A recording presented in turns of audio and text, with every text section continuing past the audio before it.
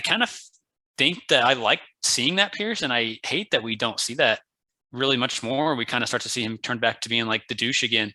But him helping Shirley with like her speech is really kind of a heartwarming, I think, plot for this episode, just because we know how bad Pierce turns out to be later on and just how horrible of a person he really is treating Shirley. And we kind of get like a small glimpse of friendship in this episode. So I think it's a good episode. A lot of good lines. Sorry, I feel like I've been dominating the talk, but there's a lot of things I had to write down for this one because I just kept laughing, and it was a good episode.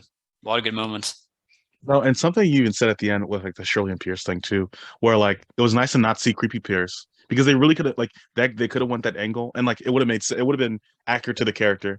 But it was nice just like that's something about this episode. Like I'm not sure how much I love this episode. Like it's probably for me, it's probably again like another 7 out of 10, closer to an 8 than a 6 for sure. But like something I felt like about this episode was like, oh, this is just like a nice episode. Like something about it was just very heartwarming. Like maybe like the marriage being rekindled.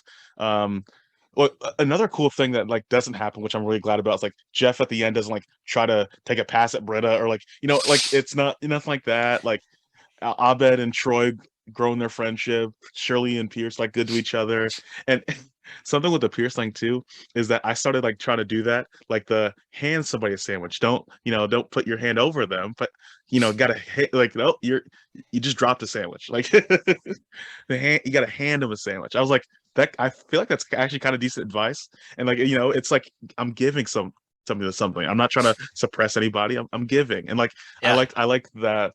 I actually liked kind of his advice for her. Orgasmically delicious. Like even just everything about it. I just I thought like, oh Here's wow. Brownie. Yeah. Yeah. Oh wow. Good stuff.